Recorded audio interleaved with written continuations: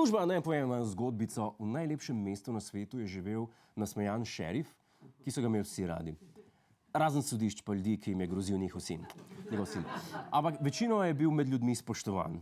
A bližal se je čas upokojitve in šerif najlepšega mesta je bil postavljen pred vprašanje tipa milijonar. A, B, C ali D.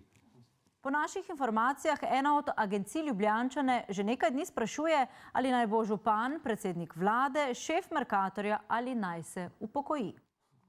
Stari šerif Zoki ne ve, kaj bi bil zdaj, ko ga od penzije loči še dobrega pol leta. Ne še naprej župan, ne postane premier, mogoče spet šef Mercatorja. Ali pa ne se upokoji.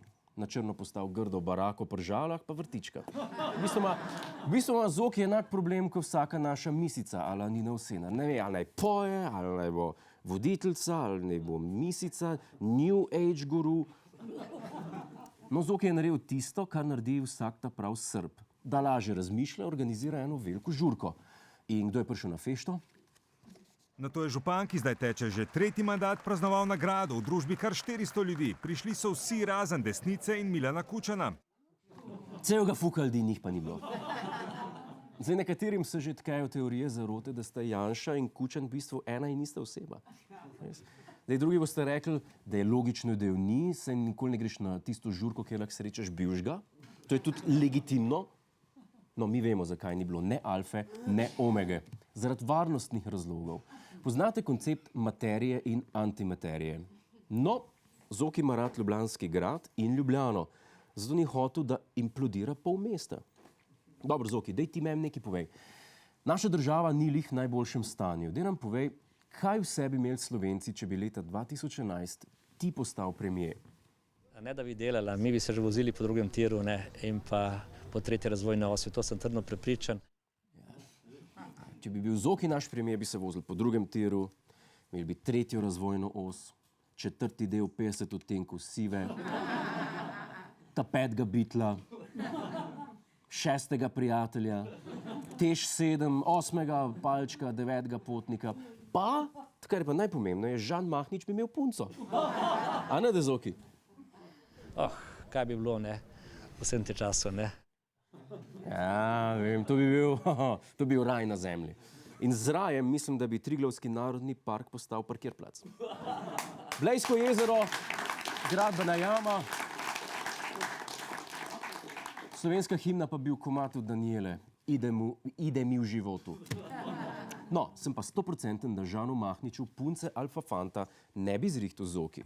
Zakaj si jezen na Žana, Zoki?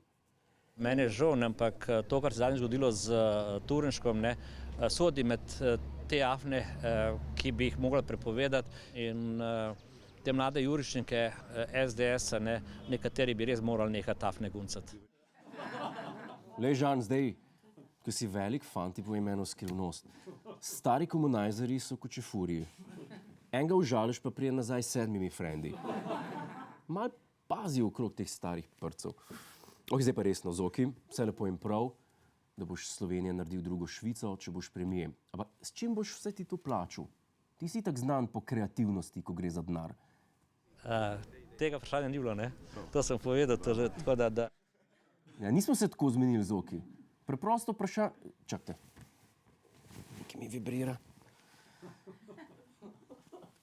Ja? Ja, Milan. Ne bomo ga več.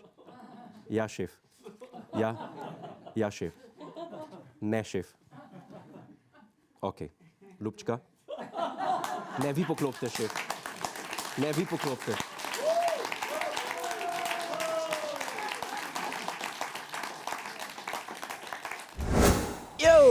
To je naš YouTube kanal. Klikni na ta gumb in se naroči, da boš na tekočem. Polajkaj nas tudi na Facebooku in na Twitterju. Pa po pameti!